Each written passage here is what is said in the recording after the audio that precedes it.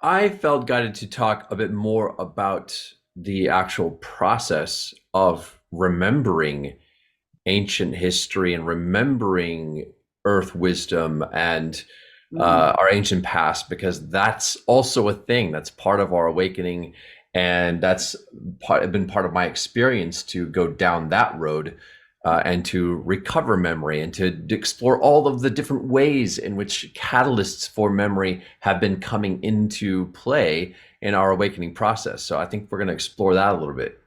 That's fantastic. That's great because we are all can access our soul memory, which has those glimpses of ancient civilizations that we've been Yes. part of. Yeah, absolutely. Great. Well, I am looking forward to that. Absolutely. Go ahead. You have slideshows, and are you just going to I talk? have a few slides here and there. We'll see. Okay.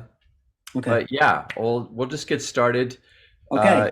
so thank you all for tuning in, and if you are listening live, give me a shout out in the chat. Let me know where you're from. I always like hearing from people and kind of tuning in and connecting with people live as much as possible. I just have to acknowledge that while I was sitting here tuning in to see, what kinds of guides and energies are showing up from the conference, or around the energy of the conference. And I don't know if this has to do with my presentation specifically, but definitely felt the presence of the star lions, some of the guides that I have channeled and worked with many times.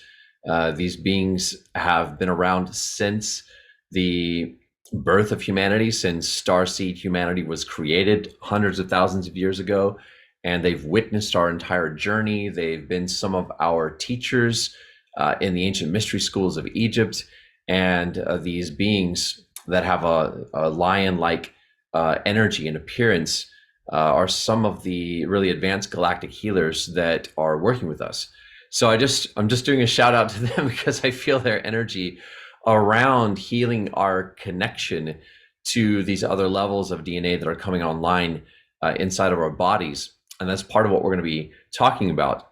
So there's a rainbow ray that I associate with these beings that's very beautiful to call in and work with. And so I would invite you to just invite the energy of the star lions and the rainbow ray of synthesis to overlight you, to connect with you, to run through your chakras and work on you as we're going through the bits and pieces of this presentation. Okay, so we're going to start out by just stating a few things that I know to be true, that are, I think, a positive affirmation of what is going on. And I'll start by just pulling up just a couple slides, just a visual, so that I can just go through these things with you. So the future is having a causal effect on the past leading up to it. This is the concept of reverse causation. So, if we're going to talk about remembering ancient history, becoming conscious of the hologram of history, it's helpful to understand the cyclical nature of time and that the future and the past are actually interacting with each other inside of us. And we are going through this process where the light of humanity's infinite future is calling us into alignment with these grand cycles of time and this circular code of time, such that the future and the past start to interact with each other inside of us in ways that spark memory. Now, I had an experience back in, I want to say it was around 2010. And, that was the lead up to 2012. There were a lot of predictions about what was going to happen, what was going to come online, what might happen in humanity's awakening. And while I was meditating one day, a group of Mayan priest astrologers came to me in spirit and made contact with me. And they started to talk about how this prophecy about 2012 had been misinterpreted and kind of gotten out of hand at the time, and there were a lot of really lofty predictions, and they share with me a more grounded perspective of their view of the cycles of time and the significance of 2012 at that time. And they said that there was a grand cycle, and we were reaching a very specific transition that was going to cause the circular nature of time and light coming from the future and light coming from the resonance of the circle universally to start to have an impact on our awareness and to cause the resonance of our lens of linear time perception to start to get worn down. So imagine we're perceiving time in a line, and that has an effect on our experience of memory. It actually causes us to only be able to remember mostly things from our own life, whereas a connection to circular time opens up our living link to history and to the future, and allows us to connect with memory as part of a unified field that we have access to. So another key here is that the timeline of humanity's ascension is a timeline where we remember, and the whole hologram of history awakens within us. I've always already started to have a living experience of this, and I'll share a few things about that. But before we get to the end of this presentation, I'm going to share with you what I was given to share as one of the most important keys for affecting that change and helping it along. And I'm very, very excited to share that with you. So we were always meant to remember the truth of our forgotten history. That was always part of the plan. We were going to forget. Things would be obscured. There would be distortions. Our memories would be tampered with. But because the keys to the synthesis of all of these living worlds in the galaxy were placed inside of our DNA, it was always going to be possible to restore the truth and to unravel the distortions. And in that unraveling of the lies and the distortions, we would gain a great teaching and move forward as a race of galactic beings, bearing the wisdom of our memories of that experience. Both the ancients and our future selves collaborated to ensure that we would remember the lost knowledge of our ancient history and our promised future. And I always like to use visuals to connect in with just the energy and the concepts that I talk about. And so we're opening up into an experience of our DNA that is more connected to the universe, more connected to the hologram of history, more connected to other worlds, other civilizations, other storehouses of living memory. Our DNA connects us to infinite universes. But how do we gain access to that? And what does that look like or feel like? What role does that play in our awakening?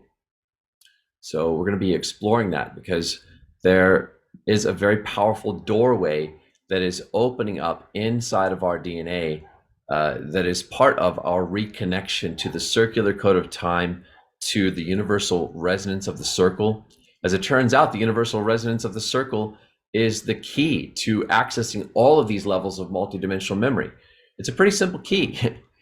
It's not a lot of complex sacred geometry. I mean, that's in the mix too, but it really all comes down to the frequency of the circle.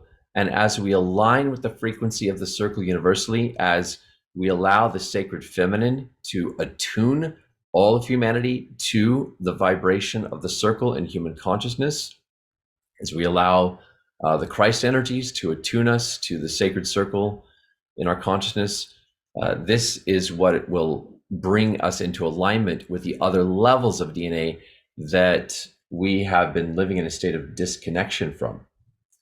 And it's worth saying that that disconnection was something that for the ancients who experienced it in various forms, partly through the destruction of the lost civilization of Atlantis and whatever we want to call it, the lost great civilization that at one time held connection to the higher realms. For us, for our ancient selves in those times, our trust in a greater reality was shaken. And it caused us to experience that link being broken, partly because the light was being turned down so that we wouldn't destroy ourselves with the misuse of power. So that we wouldn't destroy the earth. We were allowed to destroy ourselves, but not the earth. There was a boundary that we could not cross. So we're going to explore a few different things here. I know a lot of people have touched upon this already. I've peeked in on some of the presentations, and so I know this is talked about, but it's worth throwing in a few of the bits and pieces that I have about this, just about the fact that humanity has been extraordinarily lied to in so many different ways, since very close to the beginning.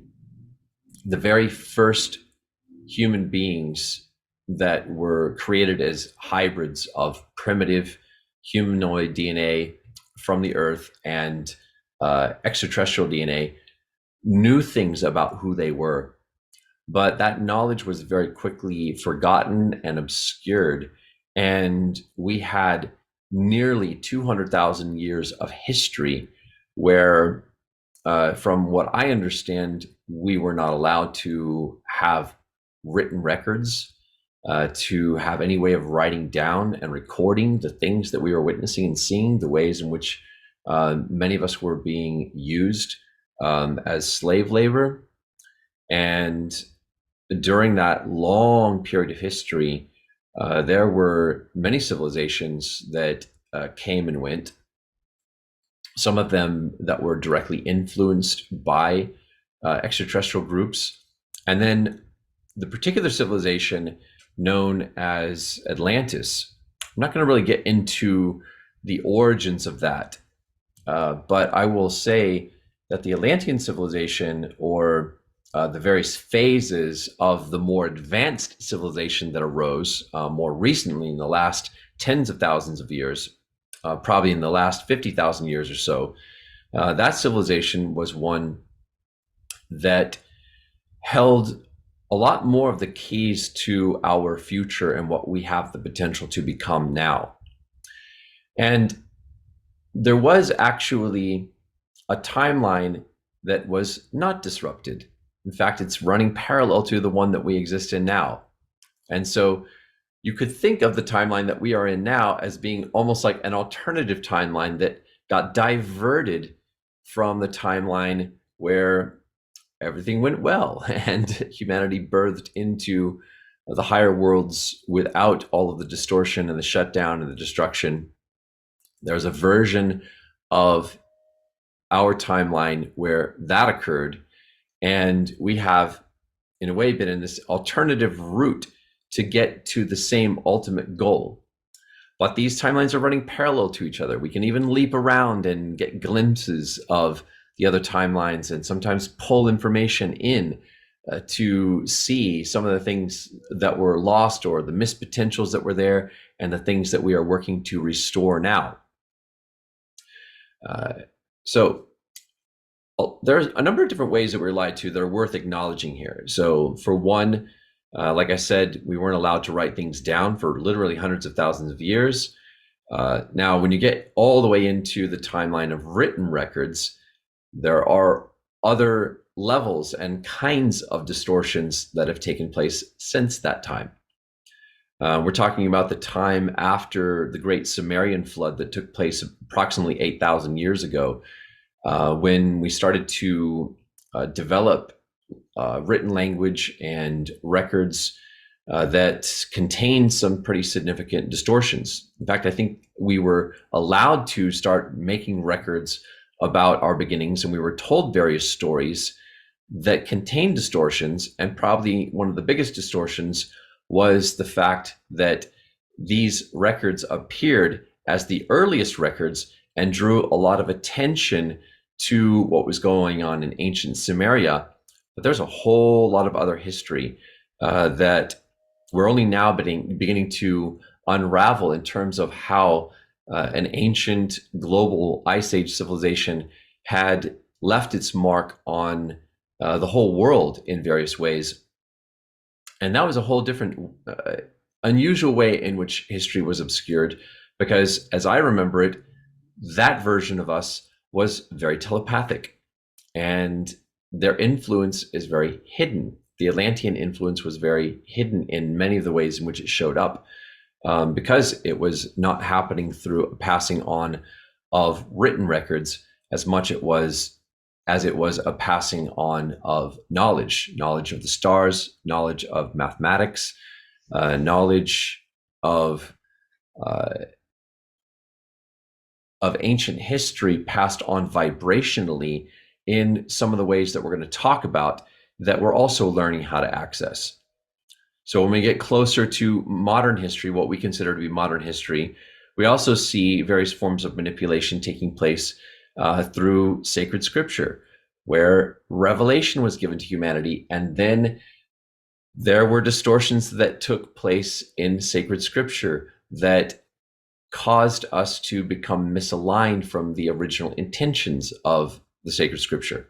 Now, the interesting thing about sacred scripture is that in all of its forms, the original vibration of any revelation to humanity that is given still exists in its pure form. So, for example, the book of Genesis, it still exists in its pure form, unaltered, as pure vibration that was spoken into our DNA. And all of the ways in which that revelation was distorted in the written word, and there are significant distortions that took place, some of which collapsed our view of the antiquity of human civilization into a concept of human civilization that only went back maybe 6,000 years or 10,000 at the most, when originally that revelation contained a much more ancient awareness of our connection to the ancient earth and things that have been going on the earth for much longer periods of time. So we are in a process now of unraveling these distortions.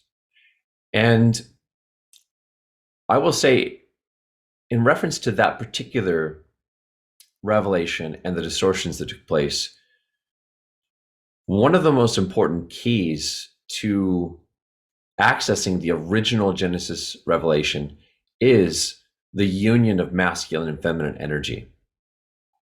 And so the blame that was placed upon the feminine for the fall of man, that has to be cleared. That story has to be cleared up. And it can be cleared up inside of us. I mean, many people have already gone through their own spiritual journey to clear that aspect of the story. And some people have had their own surprising experiences of reconnecting with the vibration and living symbol of the tree of life. I like talking about this living symbol, and I'll share a few images that I created towards the end of the presentation, because we're going to talk about the experience of reconnecting with the book of life, the tree of life, and what this means for our awakening, because it's part of the design for how we would access the hidden information stored in our DNA. I will say I've had an experience of this myself. For a long time, I was having a council of 12 beings coming to me, presenting this book and opening the book and reading from it. And I would experience knowledge of the living records of history coming into my awareness. And they were showing me things like the life and teachings of Yeshua, the life and teachings of the Prophet Muhammad. They were showing me all kinds of things in ancient history, in Atlantean history. And this process has still continued to happen. Even up until the last few days, I was still getting the next revelation coming in from the times of Atlantis. But at a certain point, this book opened in a different way, and I was shown that it actually contained the entire hologram of human history from beginning all the way to the end, at least in terms of the completion of our time on the earth when we depart to the stars as a single family of beings of pure love and light, traveling in a vehicle made of light Having completed our ascension on the earth thousands of years from now, I was shown the entire hologram and everyone in it all in one single vision. And I could see it laid out as if seeing an array stretched out in front of me, and I could scan through it forward and backward. And I realized, wow, it's all there. This book is a living symbol of the great library of our memory and what our DNA connects us to. So, because you're human, because you have DNA, you are connected to that book and everything in it. And it is possible to begin to read from the book, which is something that the angelic presence and the Council of 12 and humanity's higher self is going to start to teach us how to do. Okay, so let me skip ahead a little bit here. I also find it really interesting that some of the same ways in which human institutions have gotten involved with hiding and obscuring the truth about history and human potential and the greater reality of life in the galaxy seem to be very much the same as they were in ancient times, in some of the times of Atlantis, and even what happened at the very end of the Egyptian mystery school, when the mystery school polarized and consciousness degraded and fell apart. That there are many similar patterns. We are seeing a reflection, a mirror image of some of these forms of corruption from ancient times that have resurfaced and we are revisiting. But we're going to do something different now that we did not know how to do in other times. And again, I'm going to get to that at the end of the presentation. So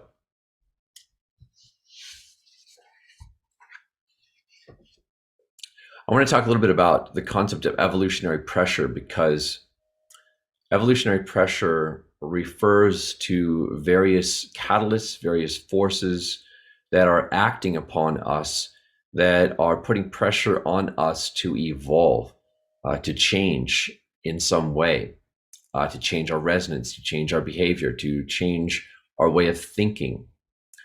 And as we are still headed into a crisis that we've not reached the peak of yet, the crisis that will awaken us, that is awakening us. As we move into this crisis, the crisis was designed to trigger an evolutionary leap. And one aspect of that evolutionary leap is that as we reach a point of praying for truth, praying for answers, seeking them, reaching out to the universe, and also looking within to search ourselves and our own souls and our God connection for discernment regarding what's happening, we will inevitably come to the keys that have been placed inside of us, that have been waiting for us to start looking in the right way. And there are a number of forces that are also acting on our behalf to support us to be able to look within. We're getting help from some of our galactic friends. We're getting help from the living waters of the earth and the Gaia resonance field. We're getting help from cosmic sources.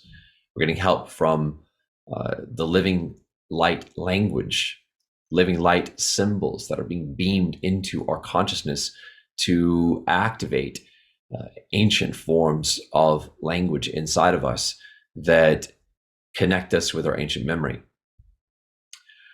So as we go through this process, and I've had my own experience of this, where I look at, for example, the world's religions, and I see the way that some of the beliefs are at odds with each other, and yet they also each have elements of truth. And so, for example, the way in which Christianity and Islam are in certain ways at odds with each other, where they have disagreement, where they also both have pieces of truth, but it's difficult to see how exactly they interlock to form a big picture.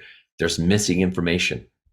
So I remember when I prayed about that and I said, okay, how do I bridge these two things together in my consciousness? Is there a bridge? And I was shown that there was one, but I really had to let go of all opinions, all beliefs, all thoughts, all um, all of my ideas, and to just keep reaching for higher truth beyond what I could imagine myself. And that brought me to an experience of truth that awakened inside of me that began to reveal the hidden connection between these two different revelations. Well, then I started to have the same thing happen in other areas of this process of remembering, because I also wanted to know about human origins. So I started to pray about this. And like many of you, you've probably looked at a lot of this information and tried to form a big picture. Maybe you've been researching your whole life. Maybe you've been reading channel material. You've been looking at alternative history, and you have been trying to figure out the truth for yourself and to find what resonates inside of you. And when we reach a point of crisis, I think the best example that I could think of in terms of a crisis of identity that is spiritual in nature is our whole relationship with the galactic presence, the galactic community. There are friends, there are those that are manipulating, and where does our discernment take us?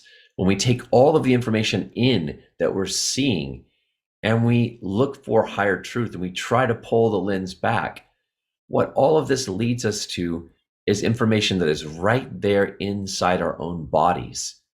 And Mother Earth is speaking to us and speaking that knowledge through us in ways that bring the memories to the surface. Well, we're going to talk about some of the ways in which that can occur for people. So remember, your DNA has all of the answers, but how do we really access that? What does that look like and feel like? There are galactic reservoirs of memory that are coming online. I'll pull up a couple of different pieces of artwork to illustrate part of what I'm talking about, because probably one of the best examples of what I'm talking about is in the work that was being done by some of the Native Americans. So for a period of time, I don't know how long it stretched, there were Native Americans that were involved with the Arcturians, and they were guided to take certain objects that they collected, and they were shown exactly what to collect, and they were shown how to prepare it in ceremony. And then they gave these objects to the sky. And for them, it was as if a wind came and carried the objects from where they were placed up into the sky. And they were taken into a portal and into the Arcturian ships. And those objects that had been blessed by the Native Americans formed part of a living link with humanity and with our world that was being linked to other living worlds where similar work was being done. The Arcturians would take those objects, they would take them to other worlds, they would place them in places of power on other worlds. And they would also take sacred objects from other worlds that had also been blessed and consecrated to be part of this galactic web, and they would take them through the portals, and they would bring them to places like the earth and to sacred places of power on the earth. And it would anchor part of a galactic web of consciousness and connection on the earth. And so this would make the galactic web present. Actually, remember how some of the Native Americans, particularly in the American Southwest, were able to tap into this galactic web, and they could channel and receive stories from the galactic web and share wisdom coming from the galactic web. This is very powerful and very subtle work that was being done. But that galactic web is still present. It's still connected to the portals of the earth. It's why so many people are drawn to places like Sedona and Chaco Canyon and other places that hold some of these frequencies that were anchored upon the earth from ancient star systems. Now, everyone knows the Sphinx, obviously. The Sphinx is really interesting because, to me, the Sphinx has begun to reveal itself as a very significant marker for a an Atlantean memory portal. And I've started to have experiences when I give readings and channelings on occasion of being drawn into a kind of portal that is seemingly connected to the head of the Sphinx. And it's like I go into the portal and am able to read information that comes from the times of Atlantis and ancient Egypt and the mystery schools, as if the Sphinx is speaking this knowledge or it's coming through the head of the Sphinx. It's really fascinating how this works. But it's there. Anyone can meditate now and tap into this. It's very powerful, it's very accessible. And as our vibrations are going up, they are coming into alignment with a whole system of Atlantean portals that are there in the world, that have been laid out and that hold significant reservoirs of memory. There are whole living libraries that exist and are anchored inside the earth in certain places where these portals exist. Now, these portals, as memory portals, have been hidden for ages of time, and our vibrations at a certain point were much denser. And so it was almost like we were below the vibratory level where we had access in our conscious minds to these portals. But as our vibrations keep going up, it's like a whole portal system is opening up inside of us that connect us with these memories. There's another really interesting one that I came across in the south of France, in Rennes-le-Château, a little town on top of a mountain that happens to have a very powerful multidimensional memory portal where there are many different levels of records that have been placed inside. And as I experienced channeling down into the records, I discovered that there were Atlantean records buried inside the mountain. Some of these records were very connected with the Pleiades and the whole Pleiadian system of consciousness. Now, there is another interesting catalyst for memory that can come through objects. Now, the Sphinx is one example of this, but sometimes it comes through crystals and other sacred objects that are carriers of memory, in part because they may house the consciousness of elemental beings that are record keepers. When people talk about crystals being record keepers, but actually, I feel that the beings that are inside the crystals are the real record keepers, or at least they are working in tandem with the crystal frequency. And so the crystals are like portals or gateways into the consciousness of a certain class of elementals that hold memory and move memory around and do unusual, interesting things with memory. Now, the ancients knew about this, and they knew that in order to pass information on down through the ages, they had to give their living memories to the record keepers that could hold them stored in physical locations until they could be retrieved at a later time. Now, the first time I discovered how this worked, and it's interesting to just note that I have a very scientific mind. I'm a very analytical person. When you hear me talk, I sound like I'm just all, psychic, mystical stuff. But I actually have always kind of approached these things from a pretty grounded place. I remember the first time somebody told me that they could speak to their crystals and the beings inside of their crystals. And I thought, that sounds kind of new agey. Really, what are you talking about? And then I had an experience of it. And I was like, oh, wow, this is really real. So I kind of start out with this scientific framework, but then I also have these psychic experiences, and I'm always trying to square the two together to see how they connect. So I was given a crystal, and this crystal started to communicate to me. And as it turns out, there was a being inside of it that was connected to the star system Orion. And I had no idea that such a world of living information could be connected to a crystal. I was kind of blown away by that. But I had an experience where night after night, the living memories of what actually happened in the Orion system were being transmitted to me through a Lemurian seed crystal.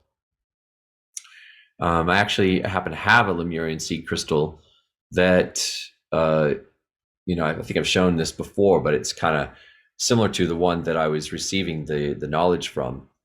But this Lemurian seed crystal is one that I've worked with a lot. And, if I didn't know better, I just would never even have imagined that a physical object, an inanimate object, could be connected with living memory in this way. But now I know it works. And so I've come across a lot of different types of objects that hold memory and that have a frequency that connects us into the memories. And many of these objects have been blessed with memories, sanctified as keepers of memories, and placed inside the earth. Now, I had an unusual experience once where I saw one of these memory keepers or record keepers in a certain form.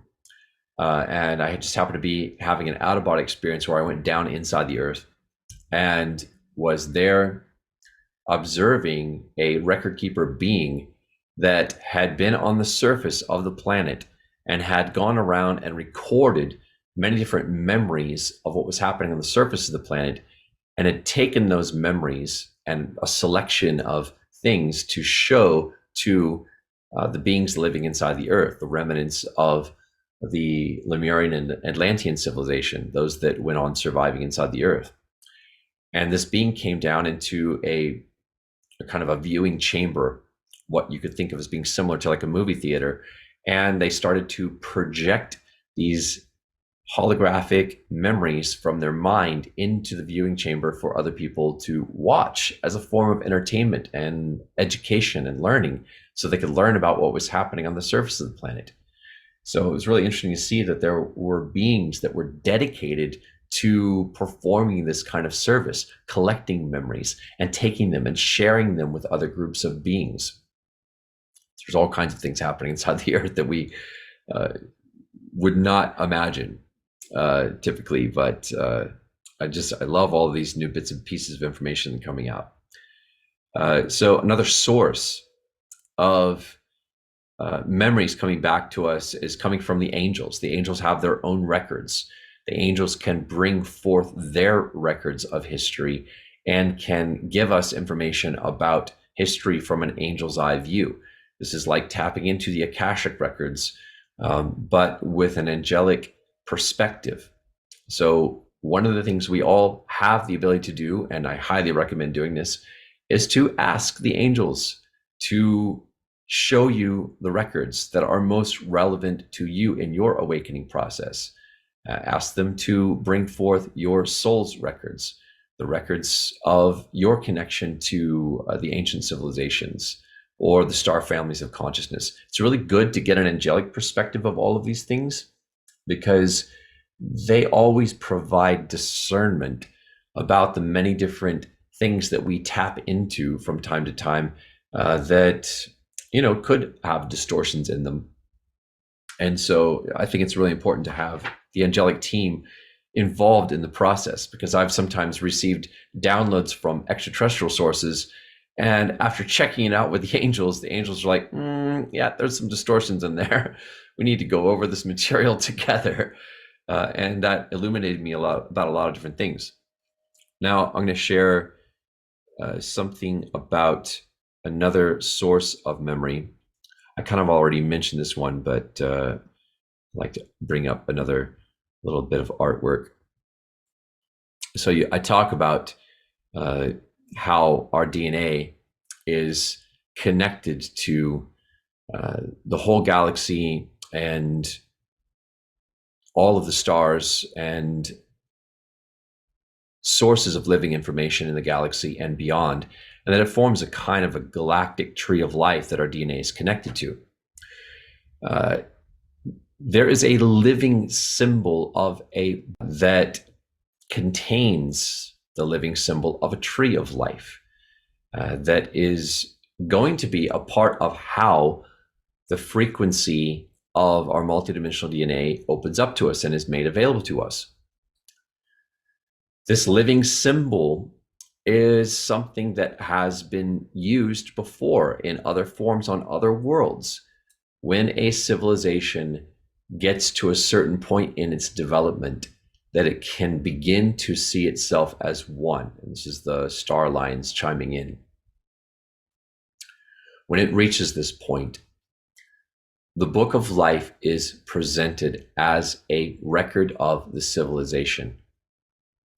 And the Book of Life opens inside the hearts of those who are opening to receive this.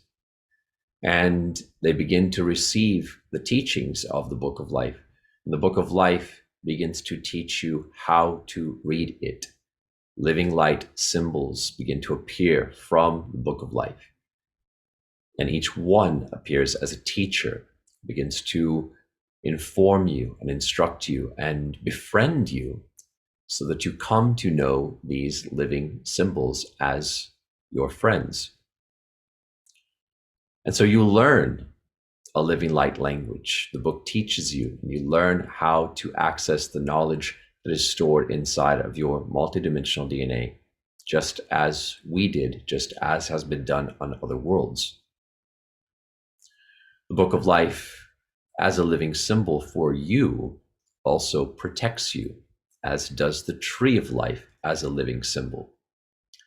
The relationship between these two symbolic forms inside of your DNA is a sacred form of protection that calls you into alignment with truth, that is based in love, that is based in unity, that is based on alignment with your true divine source, so that the distortions present in your reality and the manipulations that are being used to try to lead you astray will be cleared, because the Book of Life, the Tree of Life, and the love of one humanity that speaks to you through these living symbols has the power to clear away these distortions, because it was known that these distortions would arise.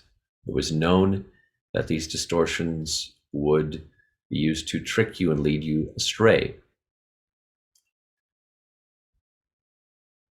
So we welcome this.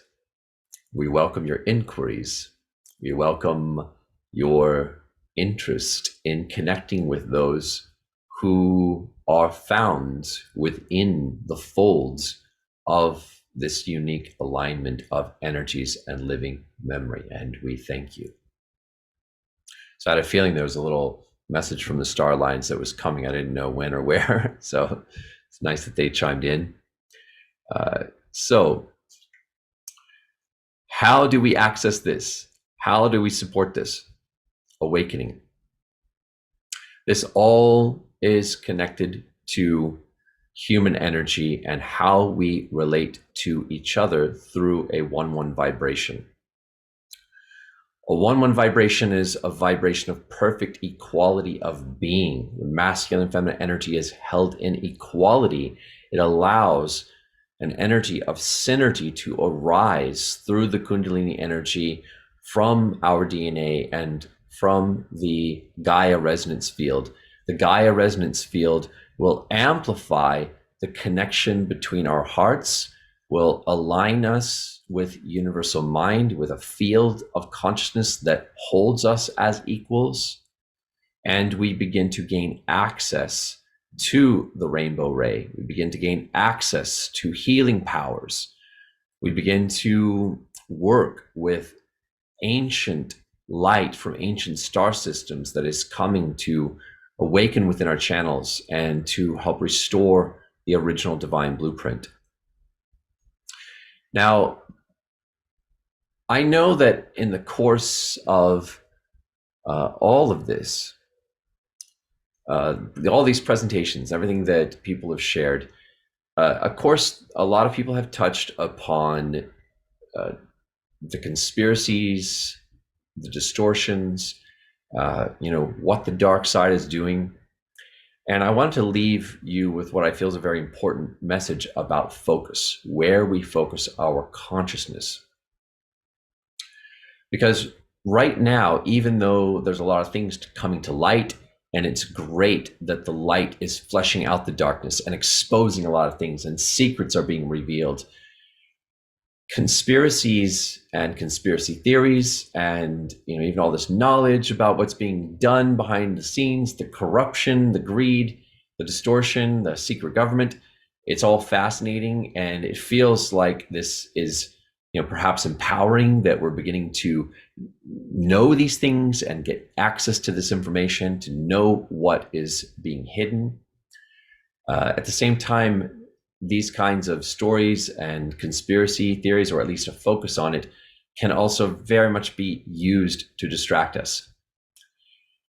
And if we want to transcend the level of reality where greed and corruption even is able to exist vibrationally, then we need to get really focused upon what matters the most, which is the awakening of the 1-1 vibration in human consciousness, which is what breaks down barriers of intimacy.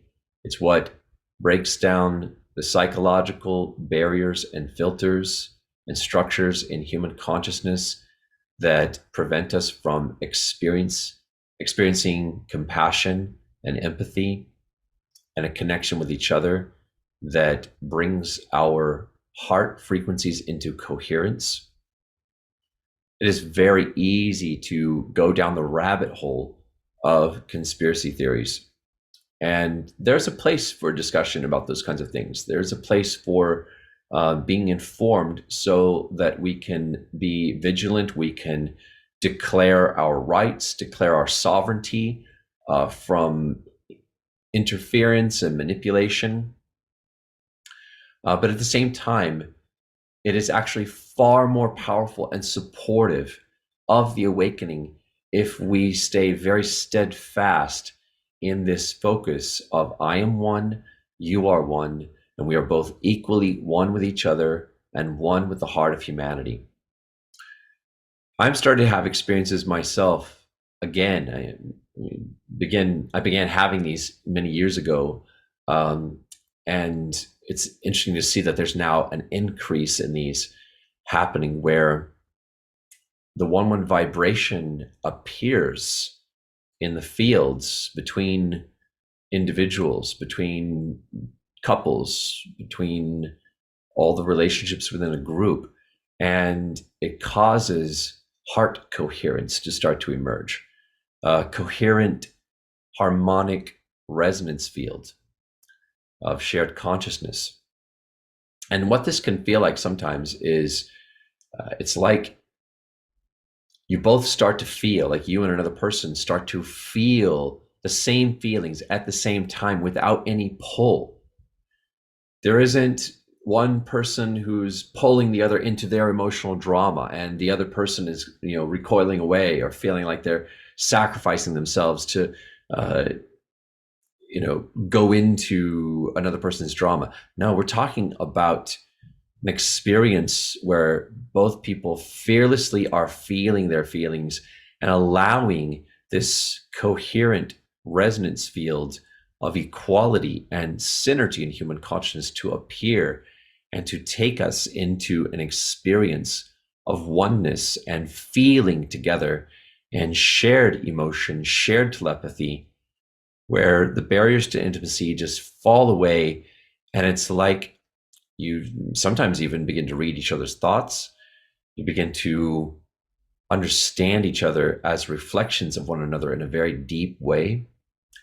If we want to gain access to the tree of life and to open the book of life and to gain access to all of these multidimensional memories that are going to begin to arise to teach us and to be restored inside of our bodies, then this is where we focus. We focus on the equality of all beings. When you see groups of people that are at war with one another, this is the prayer that we pray. We focus on seeing the one reflecting inside of all sides of a conflict. We hold that they are equals. They are all equals with each other, so that vision of equality, that heart coherence will start to awaken within those that are stuck in conflict with one another, that are identifying with pain. When we focus on the 1-1 vibration, it accelerates the awakening of the 1-1 vibration as a field of consciousness, as a code of consciousness. Because this is what the Arcturians have said about their awakening, is that the 1-1 vibration, this vibration of perfect equality of being that creates a platform for synergy, for light to begin to lift the species as one through holding equality with each other. This is what happened to them. The 1-1 vibration continued to awaken within more and more people until it reached around their worlds. And they were all in a 1-1 vibration with each other, in a 1-1 vibration with the animals, holding the totality of their consciousness as being equal to the totality of the animal consciousness. That's what causes our ancient memories to come back online.